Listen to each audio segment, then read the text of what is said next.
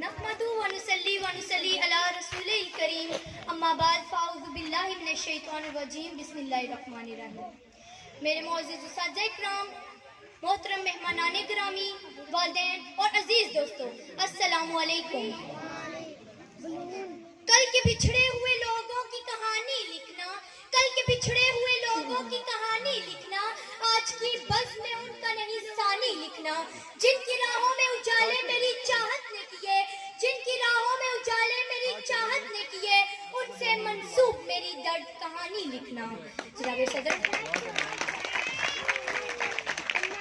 जनाब सदर, आज मुझे जिस मौजू पर लबकुशाई का मौका दिया गया है, वो दरअसल मुझसे एक बहुत बड़ा सवाल किया गया है कि क्या हम आज़ाद हैं। इस सवाल का जवाब लिखने के लिए जब मैंने कलम उठाया तो मेरी निगाहों के सामने हक की बात करने पर मौत का तोहफा हासिल करने वाले सहाफी अरशद शरीफ की लाश आई।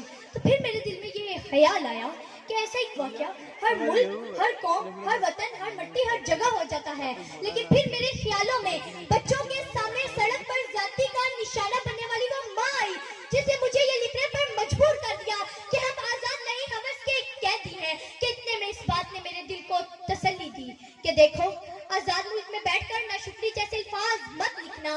अभी इस बात ने मेरे दिल को बहलाया ही था कि एटीएम मशीन के कैमरा से मुंह जलाने वाली वीडियो मेरे ज़मीर को झंझोड़ने लगी कि लिख तो हक लिख। कि सलाहुद्दीन अपनी कौम से मुंह चढ़ाकर कह रहा है कि जान की अमान पाऊं तो एक बात कहूं, जहां ज़हनी तवाज़ुन ठीक न होने वाले शख्स को भी बेदर्दी से कत्ल कर दिया जाए, वहां कोई आजाद नहीं। आज मैं मारा गया हूं तो कोई और मारा जाएगा। इंसाफ का तो सोचना ही नहीं, बस मुफाहमत से काम चलाया जाएगा, बस मुफाहमत से काम चलाया जाएगा। जुल्म फिर जुल्म है, बढ़ता है तो मिट जाता है। जुल्म फिर जुल्म है, बढ़ता है तो मिट जाता है। खून फिर खून है, टपकेगा तो जम जाएगा।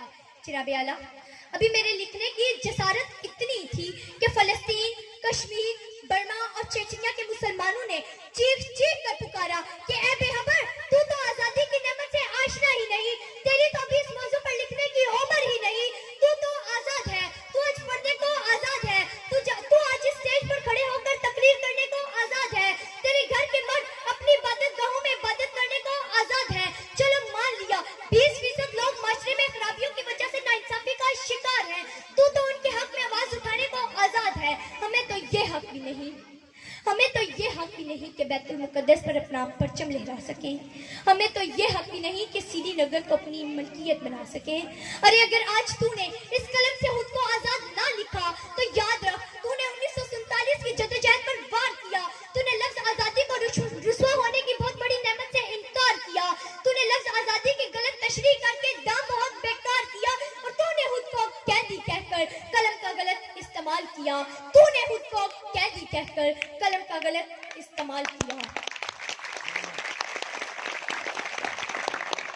जनाब आला, ये चीखें, ये आवाजें और ये पुकार मेरी समाज से टकराई। मेरा हाथ कांपने लगा, कलम नीचे गिरा और मैंने इस मौजू पर लिखने से इनकार किया। और फिर आखिर मैं इस नतीजे पर पहुंची कि इस ईवान में बैठे हर एक शख्स को दोनों पहलू बताकर फैसला आप लोगों पर छोड़ा जाए कि क्या हम आजाद हैं।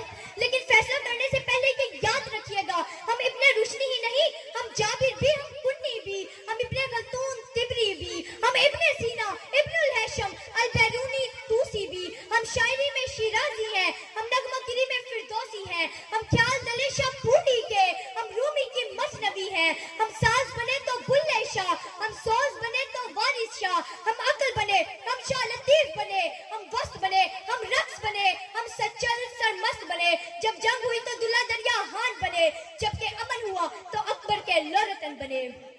कानून से हमारी वफा दो तरह की है, कानून से हमारी वफा दो तरह की है, इंसाफ दो तरह का, सजा दो तरह की है।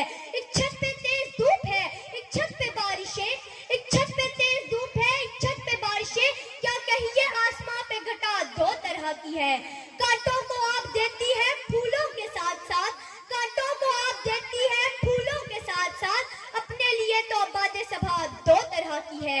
ऐसा करें कि आप कहीं और जा बसे, ऐसा करें कि आप कहीं और जा बसे, इस शहर की तो आबो हवा दो तरह की है, इस शहर की तो आबो हवा दो तरह की है।